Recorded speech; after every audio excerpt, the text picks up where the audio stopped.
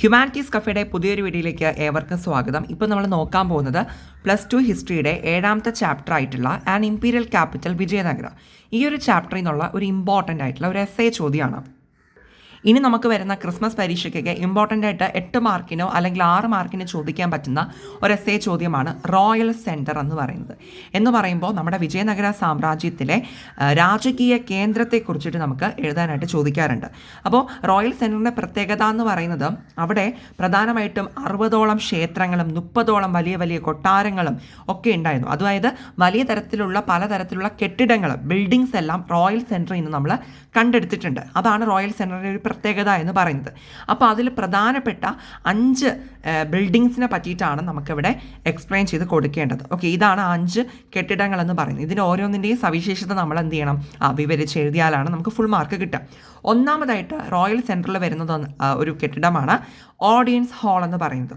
അപ്പോൾ audience hall എന്ന് പറയുമ്പോൾ അതിൻ്റെ പ്രത്യേകത എന്ന് പറയുന്നത് ഒരു ഹൈ പ്ലാറ്റ്ഫോം ആയിരുന്നു, ഒരു ഉയർന്ന പ്ലാറ്റ്ഫോം ആയിരുന്നു ഓഡിയൻസ് ഹാൾ എന്ന് പറയുന്നത്. അതുമാത്രമല്ല, ഈ ഓഡിയൻസ് ഹാൾ നിർമ്മിച്ചിരിക്കുന്ന ഒരു ശൈലി എന്ന് പറയുന്നത് തടി കൊണ്ടുള്ള തൂണുകളുണ്ടല്ലോ, തടി കൊണ്ടുള്ള തൂണുകളെ ചേർത്ത് നിർത്തിയാണ് ഈ ഒരു ഓഡിയൻസ് ഹാൾ എന്ത് ചെയ്തിട്ടുള്ളത്, നിർമ്മിച്ചിട്ടുള്ളത്. വുഡൻ പില്ലേഴ്സ് ചേർത്തിട്ടാണ് ഓഡിയൻസ് ഹാൾ നിർമ്മിച്ചിട്ടുള്ളത്. ആൻഡ് അത് മാത്രമല്ല, സെക്കൻഡ് ഫ്ലോർ മീൻസ് രണ്ടാമതായിട്ടൊരു നില ഉണ്ടായിരുന്നു എന്ന് പറയപ്പെടുന്നുണ്ട്. ആ രണ്ടാമത്തെ നിലയിലോട്ട് പോകാനായിട്ട് ഒരു സ്റ്റെയർ കേസിൻ്റെ അവശിഷ്ടങ്ങളും കണ്ടെത്തിയിട്ടുണ്ട്. ഇതാണ് ഓഡിയൻസ് ഹാളിൻ്റെ പ്രത്യേകതകൾ എന്ന് പറയുന്നത്. അപ്പോൾ ഏതൊക്കെ പോയിന്റ് നമ്മൾ പറഞ്ഞത്, ഹൈ പ്ലാറ്റ്ഫോം ആയിരുന്നു എന്ന് നമ്മൾ പറഞ്ഞു അല്ലേ. അത് മാത്രമല്ല, വുഡൻ പില്ലേഴ്സ് അല്ലേ, തടി കൊണ്ടുള്ള പില്ലേഴ്സ് ചേർത്ത് നിർത്തിയിട്ടാണ് ഈ ഓഡിയൻസ് ഹാൾ നിർമ്മിച്ചിട്ടുള്ളത്. പിന്നെ അതുമാത്രമല്ല, ഇതിന് ഒരു സെക്കൻഡ് ഫ്ലോർ, ഒരു രണ്ടാമത്തെ നില ഉണ്ടായിരുന്നു. ആ രണ്ടാമത്തെ നിലയിലോട്ട് പോകാനായിട്ടുള്ള സ്റ്റെയർ കേസിൻ്റെ അവശിഷ്ടങ്ങളും കണ്ടെത്തിയിട്ടുണ്ട്. ഇതാണ് ഓഡിയൻസ് ഹാളിൻ്റെ ഒരു നിർമ്മാണ രീതി എന്ന് പറയുന്നത്. ഇനി വരുന്നതാണ് മഹാനവമി ദിബ്ബ എന്ന് പറയുന്നത്. മഹാനവമി ദിബ്ബ, ഈ ഒരു ചോദ്യം മുഴുവനായിട്ട് ഒരു എസ്ഐക്ക് ചോദിച്ചില്ല എന്നുണ്ടെങ്കിൽ മഹാനവമി ദിബ്ബ ഉറപ്പായിട്ടും ഒരു 4 മാർക്കിനോ 5 മാർക്കിനോ സെപ്പറേറ്റ് ആയിട്ട് ചോദിക്കാനും ചാൻസ് ഉള്ളതാണ് കേട്ടോ. അപ്പോൾ മഹാനവമി ദിബ്ബ എല്ലാവരും കൃത്യമായിട്ട് ഇതിനെ പഠിച്ചിട്ട് പോവുക. മഹാനവമി ദിബ്ബയുടെ പ്രത്യേകത എന്ന് പറയുന്നത് ഇതും ഒരു പ്ലാറ്റ്ഫോം തന്നെ ആയിരുന്നു എന്ന് പറയുന്നുണ്ട്. അതുമാത്രമല്ല, ഇതും വുഡ് കൊണ്ടാണ്, മീൻസ് തടി കൊണ്ടിട്ടാണ് ഈ മഹാനവമി ദിബ്ബ എന്ത് ചെയ്തിട്ടുള്ളത്, നിർമ്മിച്ചിട്ടുള്ളത്. ഈ തടിയിൽ തന്നെ പലതരത്തിലുള്ള കൊത്തുപണികളൊക്കെ ഉണ്ടായിരുന്നു, പലതരത്തിലുള്ള കാർവിങ്സ് ഉണ്ടായിരുന്നു. ഓക്കെ, മീൻസ് അതിന് ഒരു മനോഹാരിതയ്ക്ക് വേണ്ടിയിട്ട് ഒന്ന് ഡെക്കറേറ്റ് ചെയ്തതാണ് ഇങ്ങനെ ഈ തടിയിൽ എന്ത് ചെയ്തിട്ടുള്ളത്, പലതരത്തിലുള്ള കൊത്തുപണികൾ അതൊക്കെ വെച്ചിട്ട് അലങ്കരിച്ചിട്ടുണ്ടായിരുന്നു എന്ന് നമുക്ക് മനസ്സിലാക്കാൻ സാധിക്കും.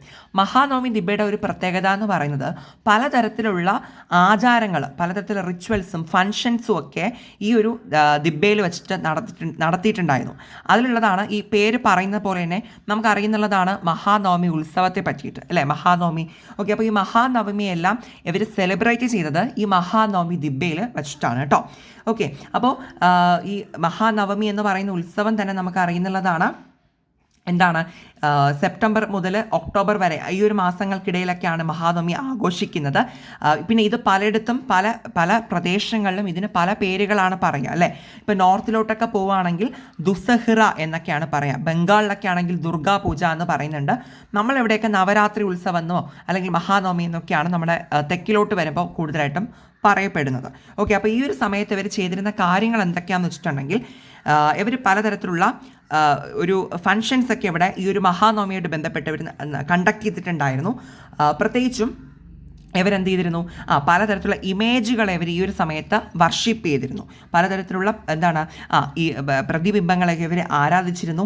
അതുമാത്രമല്ല, ഈ ബഫലോസിൻ്റെ മറ്റു പല മൃഗങ്ങളുടെയൊക്കെ യാഗങ്ങൾ അവർ ഈ ഒരു സമയത്ത് കഴിപ്പിച്ചിട്ടുണ്ടായിരുന്നു. സാക്രിഫൈസ് അവർ കണ്ടക്ട് ചെയ്തിട്ടുണ്ടായിരുന്നു. പിന്നെ പലതരത്തിലുള്ള ഡാൻസുകൾ, പിന്നെ റെസ്ലിംഗ് മാച്ചസ് അല്ലെ, മറ്റു ഗുസ്തി മത്സരം അതൊക്കെ ഇവിടെ നടത്തിയിട്ടുണ്ടായിരുന്നു.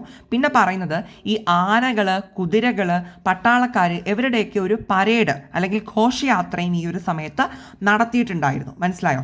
ഇതൊക്കെയാണ് ഈ മഹാനവമി ആഘോഷവുമായി ബന്ധപ്പെട്ട് മഹാനവമി ദിബ്ബയിൽ അരങ്ങേറിയിരുന്ന പ്രധാനപ്പെട്ട ഫങ്ഷൻസ് എന്ന് പറയുന്നത്.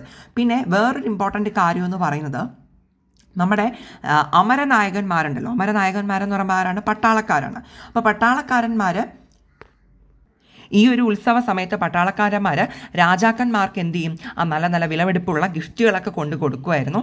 അതുമാത്രമല്ല, അപ്പോൾ ഈ ഒരു മഹാനവമി ആഘോഷവുമായി ബന്ധപ്പെട്ട് പട്ടാളക്കാരന്മാർ എന്ത് ചെയ്തിരുന്നു, ഈ അമരനായകന്മാർ രാജാക്കന്മാർക്ക് ഗിഫ്റ്റ് കൊടുത്തിരുന്നു. അതുമാത്രമല്ല രാജാക്കന്മാർ ഈ ഒരു സമയത്താണ് ഈ നായകാസിൻ്റെ അമരത്തെ, അതായത് ഇവർ താമസിക്കുന്ന സ്ഥലമാണ് ഈ ഒരു അമര എന്ന് പറയുന്നത്, ഇവർക്ക് കൊടുത്തിട്ടുള്ള ലാൻഡാണ്. ഓക്കെ, അതൊക്കെ വിസിറ്റ് ചെയ്യാനും പോയിട്ടുണ്ടായിരുന്നു. ഓക്കെ, അപ്പോൾ ഇത്രയും കാര്യങ്ങളാണ് മഹാനവമി ദിബ്ബയിൽ മഹാനവമി ആഘോഷവുമായി ബന്ധപ്പെട്ട് നടത്തിയിട്ടുണ്ടായിരുന്ന കാര്യങ്ങളെന്ന് പറയുന്നത്. ഒന്നുകൂടി പറയാണ്, മഹാനവമി ദിബ്ബ എന്ന് പറയുന്ന ഒരു പ്ലാറ്റ്ഫോമാണ്. അതൊരു വുഡൻ സ്ട്രക്ചറാണ്, തടി കൊണ്ടാണ് നിർമ്മിച്ചിട്ടുള്ളത്. ഈ തടിയിൽ ഒരുപാട് കൊത്തുപണികളൊക്കെ ചെയ്ത് അലങ്കരിച്ചിട്ടുമുണ്ട്. ഓക്കെ, അതുമാത്രമല്ല മഹാനവമി ആഘോഷമാണ് ഈ ഒരു സമയത്ത് മഹാനവമി ദിബ്ബയായിട്ട് ബന്ധപ്പെട്ട് നടത്തപ്പെട്ടിരുന്ന പ്രധാനപ്പെട്ട ആഘോഷം എന്ന് പറയുന്നത്. ഈ മഹാനവമിക്ക് പ്രധാനമായിട്ട് പല പേരുകളുണ്ട്. ദുസഹ്റ, ദുർഗാപൂജ, നവരാത്രി എന്നൊക്കെ പറഞ്ഞിട്ട് എന്ന് നമ്മൾ പറഞ്ഞു. പല പ്രദേശങ്ങളും പല പേരുകളാണെന്ന് നമ്മൾ പറഞ്ഞിട്ടുണ്ടായിരുന്നു. പിന്നെ പറഞ്ഞത് പലതരത്തിലുള്ള ഫംഗ്ഷൻസിനെ പറ്റിയിട്ടാണ്. ഡാൻസ്, റെസ്ലിംഗ് മാച്ചസ്, അതുപോലെ തന്നെ പല ഇമേജുകളെ ഇവർ ആരാധിച്ചിരുന്നത് ഈ ഒരു സമയത്താണ്. പല മൃഗങ്ങളെ ഇവർ ബലി കൊടുത്തിട്ടുണ്ടായിരുന്നു. അതുമാത്രമല്ല ആനകളുടെയും കുതിരകളുടെയും കാലാൾ പട്ടാളക്കാരന്മാരുടെയൊക്കെ പരേഡും ഈ ഒരു സമയത്ത് നടത്തിയിട്ടുണ്ടായിരുന്നു. പിന്നെ പറഞ്ഞത് ഈ സോൾജിയേഴ്സൊക്കെ ഗിഫ്റ്റുകൾ രാജാക്കന്മാർക്ക് ഈ ഒരു സമയത്ത് കൈമാറിയിരുന്നു. അതുപോലെ തന്നെ രാജാക്കന്മാർ സോൾജിയേഴ്സ് താമസിച്ചിരുന്ന സ്ഥലവും എന്ത് ചെയ്തിരുന്നു, വിസിറ്റ് ചെയ്തതും ഈ ഒരു ടൈമിലാണ്. ഇനി വരുന്നതാണ് ലോട്ടസ് മഹൽ എന്ന് പറയുന്നത്. ലോട്ടസ് മഹൽ എന്ന് പറയുന്നത് വളരെ one of the most beautiful place in the Vijayanagara എന്നാണ് പറയുന്നത് കേട്ടോ. അതായത് വളരെ മനോഹരമായിട്ടുള്ള ഒരു കെട്ടിടമായിരുന്നു, അല്ലെങ്കിൽ ഒരു ബിൽഡിംഗ് ആണ് ലോട്ടസ് മഹൽ എന്ന് പറയുന്നത്.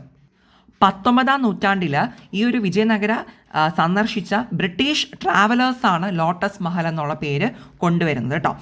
ബ്രിട്ടീഷുകാരാണ്, ബ്രിട്ടീഷ് യാത്രികരാണ് എന്ത് ചെയ്തത്, ലോട്ടസ് മഹൽ എന്ന് പറയുന്നൊരു ടേമൊക്കെ കൊണ്ടുവന്നത്.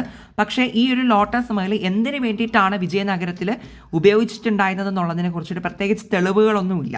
ഓക്കെ, അല്ലാതെ പറയപ്പെടുന്നത് ഇപ്പോൾ പല യാത്രികരും പറയുന്ന കാര്യം എന്താണെന്ന് വെച്ചിട്ടുണ്ടെങ്കിൽ ഇതൊരു കൗൺസിലായിരുന്നു, ഒരു കൗൺസിൽ ചാമ്പർ ആയിരുന്നു എന്നാണ് പറയുന്നത്. എന്ന് പറയുമ്പോൾ ഒരു മന്ത്രിസഭയായിരുന്നു ലോട്ടസ് മഹൽ എന്നാണ് പലരും അവകാശപ്പെടുന്നത്. മനസ്സിലായി, ഒരു കൗൺസിൽ ചാമ്പർ ആയിരുന്നു.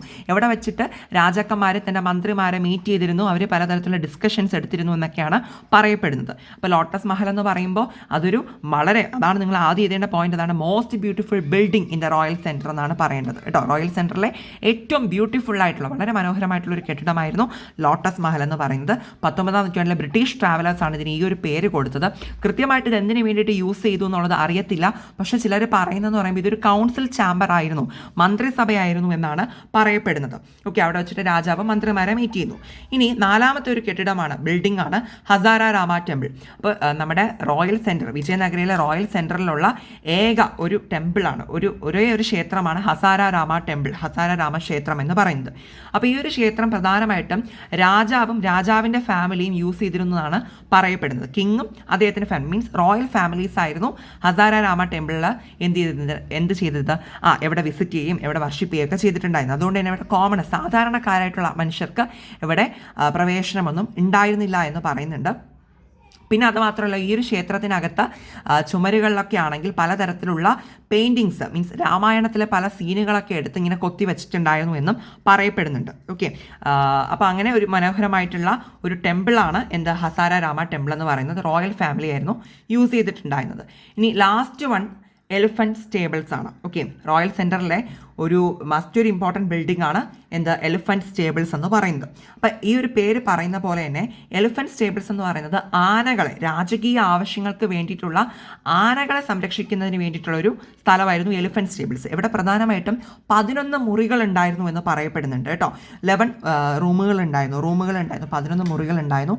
അപ്പോൾ ഈ ഒരു ഓരോ റൂമുകളിലും അതെ, ഈ ഇപ്പോൾ യുദ്ധത്തിനായിക്കോട്ടെ അങ്ങനെ പല ആവശ്യങ്ങൾക്ക്, മീൻസ് രാജകീയപരമായിട്ടുള്ള ആവശ്യങ്ങൾക്ക് ഉപയോഗിക്കുന്നതിന് ആവശ്യമായിട്ടുള്ള എലിഫൻറ്റുകളെയായിരുന്നു ഇവിടെ പാർപ്പിച്ചിട്ടുണ്ടായിരുന്നത്. അതാണ് എലിഫൻറ്റ് സ്റ്റേബിൾസ് എന്ന് പറയുന്നത്. ഓക്കെ, അപ്പോൾ ഒന്നുകൂടി ഒന്ന് ഷോർട്ടായിട്ട് പറയുകയാണെങ്കിൽ റോയൽ സെൻറ്ററിനെ പറ്റിയിട്ടാണ് നമ്മൾ പഠിച്ചു വരുന്നത്. റോയൽ സെൻറ്റർ എന്ന് പറയുന്നത് ഇതിനകത്ത് ഒരുപാട് വലിയ വലിയ കെട്ടിടങ്ങളുള്ള ഒരു കേന്ദ്രമാണ് റോയൽ സെൻറ്റർ എന്ന് പറയുന്നത്. വിജയനഗരത്തിലാണ് ഇത് വരുന്നത്. അപ്പോൾ റോയൽ സെൻറ്ററിൽ ഏറ്റവും ഇമ്പോർട്ടൻ്റ് ആയിട്ടുള്ള ഒരു ബിൽഡിംഗ് ആണ് ഓഡിയൻസ് ഹാൾ എന്ന് പറയുന്നത്. ഓഡിയൻസ് ഹാൾ എന്ന് പറയുമ്പോൾ ഒരു വലിയ പ്ലാറ്റ്ഫോം ആയിരുന്നു. അവിടെ വുഡ് കൊണ്ടാണ് നിർമ്മിച്ചിട്ടുള്ളത്. വുഡൻ പില്ലേഴ്സ് ചേർത്ത് നിർത്തിയിട്ടാണ് ഇത് നിർമ്മിച്ചിട്ടുള്ളത്. ഇവിടെ ഒരു സെക്കൻഡ് ഫ്ലോർ, രണ്ടാമത്തെ നിലയുണ്ടായിരുന്നു. ആ രണ്ടാമത്തെ നിലയിലോട്ട് പോകാൻ സ്റ്റെയർ കേസും ഉണ്ടായിരുന്നു എന്ന് പറയുന്നുണ്ട്. അതാണ് ഓഡിയൻസ് ഹാളിൻ്റെ പ്രത്യേകത. ഇനി ഏറ്റവും പ്രധാനമാണ് മഹാനവമി ദിബ എന്ന് പറയുന്നത്. മഹാനവമി ദിബ മഹാനവമി ഉത്സവവുമായി ബന്ധപ്പെട്ടതാണ് അല്ലേ. അപ്പോൾ അവിടെ ഈ പറഞ്ഞ പോലെ മഹാനവമി ഉത്സവവുമായി ബന്ധപ്പെട്ട പലതരത്തിലുള്ള എന്താ പറയുക ഇമേജുകൾ അവർ വർഷിപ്പ് ചെയ്തിരുന്നു. പല മൃഗങ്ങളെ യാഗം കൊടുത്തിരുന്നു. പല പട്ടാളക്കാരന്മാരുടെയും മൃഗങ്ങളുടെയും ഒക്കെ പരേഡുകൾ അവർ കണ്ടക്ട് ചെയ്തിരുന്നു. പിന്നെന്താ സോൾജിയേഴ്സ് രാജാക്കന്മാർക്ക് ഗിഫ്റ്റൊക്കെ കൊടുത്തതും ഈ ഒരു സമയത്താണ്. ഇനി ലോട്ടസ് മഹൽ എന്ന് പറയുന്നത് വളരെ വളരെ മോസ്റ്റ് ബ്യൂട്ടിഫുൾ ആയിട്ടുള്ളൊരു ബിൽഡിംഗ് ആണ്. 19-ാം നൂറ്റാണ്ടിലെ ബ്രിട്ടീഷ് ട്രാവലേഴ്സാണ് ഇതിന് ഈ ഒരു പേര് കൊടുത്തത്. പിന്നെന്താ പലരും പറയുന്നത് ഇതൊരു കൗൺസിൽ ചാമ്പർ, മന്ത്രിസഭയായിരുന്നു എന്നാണ് പറയുന്നത്. കൃത്യമായിട്ട് എന്തിനു വേണ്ടിയിട്ടുള്ള ഒരു പർപ്പസ് ആണെന്നുള്ളത് നമുക്ക് അറിയത്തില്ല. ഓക്കെ, ഇനി അടുത്ത് വരുന്നതാണ് ഹസാര രാമ ടെമ്പിൾ. ഒരു ക്ഷേത്രമായിരുന്നു. ഈ ഒരു ക്ഷേത്രം എന്ന് പറയുമ്പോൾ റോയൽ ഫാമിലി ആയിരുന്നു യൂസ് ചെയ്തത്, സാധാരണക്കാർ ഉപയോഗിച്ചിട്ടുണ്ടായിരുന്നില്ല. പിന്നെന്താണ് ഈ ഒരു ക്ഷേത്രത്തിനകത്തെ ചുമരിലൊക്കെ നല്ല രീതിയിൽ രാമായണത്തിൽ നിന്നുള്ള പല സീനുകളും കൊത്തിവെച്ചിട്ടുണ്ടായിരുന്നു എന്ന് പറയുന്നുണ്ട്. ഇനി എലിഫന്റ് സ്റ്റേബിളാണ് ലാസ്റ്റത്തത്. 11 മുറികൾ ഉണ്ടായിരുന്നു. ഇതെല്ലാം രാജകീയ ആവശ്യങ്ങൾക്ക് വേണ്ടിയിട്ടുള്ള ആനകളെ സംരക്ഷിക്കാനായിരുന്നു എലിഫന്റ് സ്റ്റേബിളും യൂസ് ചെയ്തിട്ടുണ്ടായിരുന്നത്. ക്ലിയർ ആണോ? ഇത്രയും കാര്യങ്ങളാണ് റോയൽ സെൻറ്റർ ചോദിക്കുമ്പോൾ നമ്മൾ എഴുതേണ്ടത്. ഈ 5 ബിൽഡിങ്ങുകളുടെ പേരുകളും ഈ 5 ബിൽഡിങ്ങിൻ്റെയും സവിശേഷതകളും വരിക. ഇപ്പോൾ ഈ ക്ലാസ് കണ്ടതിന് ശേഷം നിങ്ങൾ എന്ത് ചെയ്യുക, ടെക്സ്റ്റ് കൃത്യമായിട്ട് കംപ്ലീറ്റ്ലി ഒന്ന് വായിക്കുക. അപ്പോൾ കുറേ കൂടി നിങ്ങൾക്ക് ഡീപ്പായിട്ട് ഇത് മനസ്സിലാവും. ക്ലിയർ ആണല്ലോ? ഇനി എന്തെങ്കിലും ഡൗട്ട്സ് ഉണ്ടെങ്കിൽ എന്ത് ചെയ്യുക, കമൻറ്റിൽ അറിയിക്കുക. Thank you.